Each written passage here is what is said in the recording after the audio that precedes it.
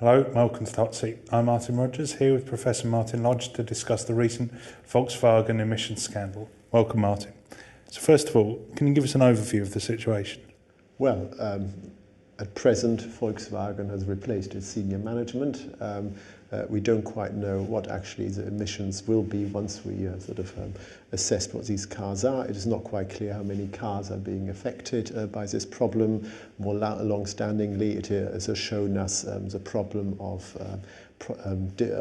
relying on official data, so to speak, on emissions versus what NGOs show us, what road tests show us.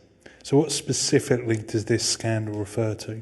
I mean, I suspect I think what has made this a scandal is the difference between what I think everyone assumes, namely that companies game the system, produce certain kind of specific cars to look good. But here I think we have a specific case of cheating going on a software which seems to have been updated over time to basically perform according to particular test, only to switch off. So we have here a difference between gaming and cheating.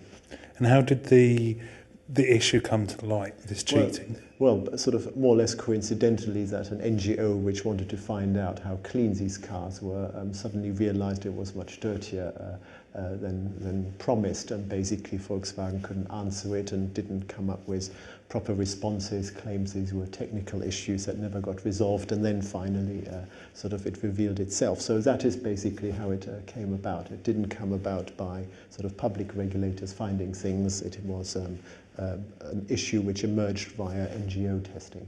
And what was the process of that NGO testing? Well, I mean, they basically tested the emissions in the real world, which were found to be about 40% higher than indicated by these the company's data. And so what was the problem with the testing and this issue of the golden vehicle? Well, the problem, I mean, there are two problems. I mean, it's a kind of a problem relating to Volkswagen, and this particular episode is that the tests are produced in, you might say, sort of unreal circumstances, so under laboratory conditions and so on. Software has to be put into these motors because otherwise the car would sort of spin out of control, so it needs to adjust to the testing conditions. Nevertheless, this software was used to then manipulate the whole test result. So one of the big problem is that the way in which emissions are being sort of assessed and so on does not reflect real driving. This is something which has been around the car process for a long time. There's nothing new about this. The golden vehicle refers to the idea that you basically sort of establish or create cars which perform perfectly for the test, but you would never take on the road. So what is the role for regulatory authorities in this area? Well, there are two debates here. One is basically why is it that it seems that sort of scandals are revealed in the US rather than in, let's say, the motherland of the company, Germany, for example.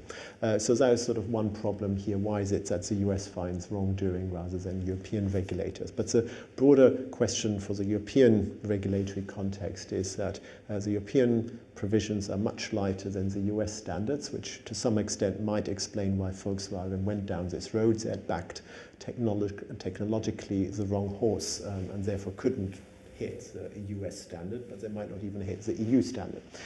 So we have got softer standards in the European Union. However, there are also companies can basically sort of choose where they want to be assessed or certified. The different certifiers are in a, you might say, commercial competition. So what we are having here is a setup where different jurisdictions compete for the lightest burden.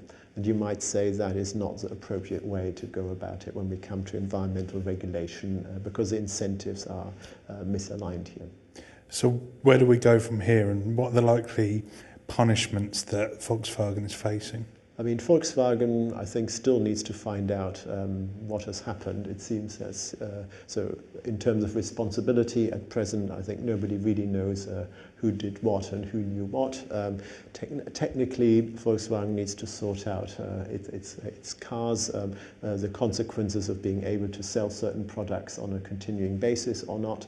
So that is the operational side. There will be the fine and compensation payment side, and what the courts will say. say, and here I think because of this willingness and the wrongdoing, the likelihood of higher fines is much higher than, for example, when we look at BP and Deepwater Horizon, where you might say this was an accident, this was intentional. And then thirdly, at the third level, I think there will be more consideration about how basically cars are being assessed in terms of their emission standards. There will be debates about regulation and testing regimes.